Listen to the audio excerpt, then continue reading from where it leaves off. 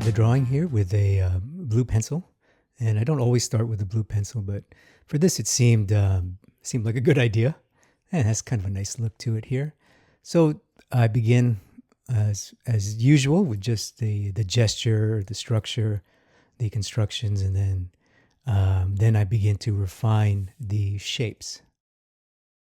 Okay, now I define my drawing. Here I'm using a ballpoint pen. And again, I don't always start with the ballpoint pen. It is permanent, obviously.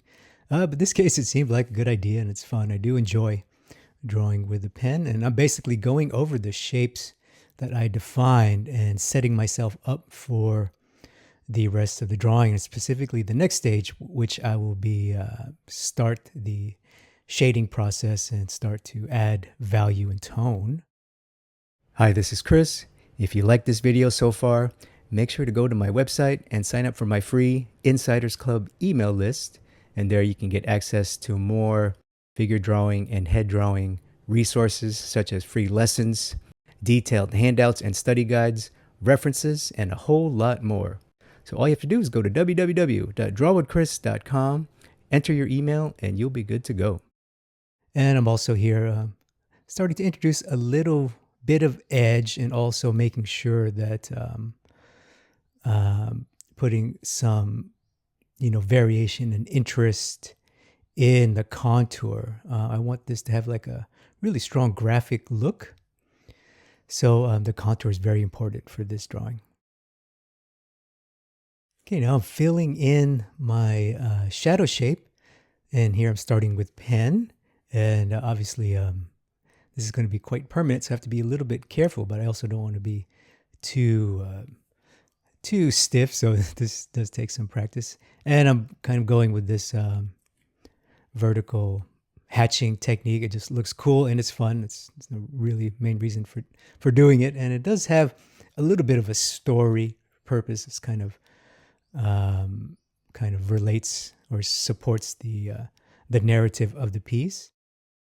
And once I have my first pass of tone, now I'm going to go over it with a colored pencil. So this will give me a bit more flexibility, and it'll also give me the transition tones that I need here. That's what I'm doing now, is softening the core shadow edge and transitioning from shadow into light. And I'm also beginning to add the half tones.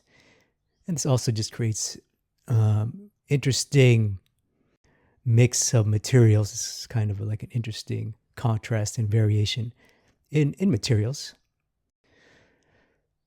So really just filling in a nice basic halftone. I'm not really concerned so much about specific values or anything.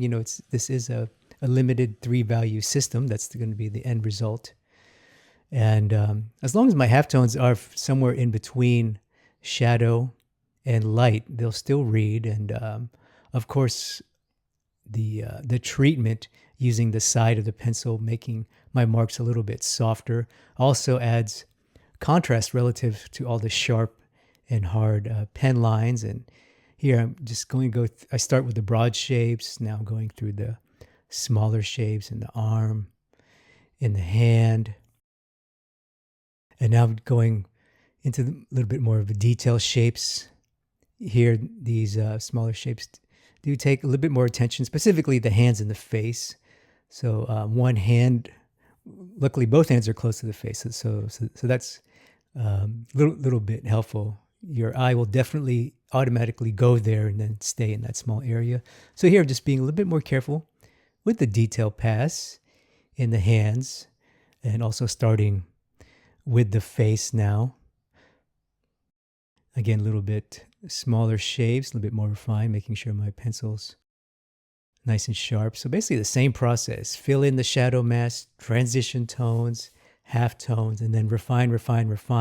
And that could be adding darks.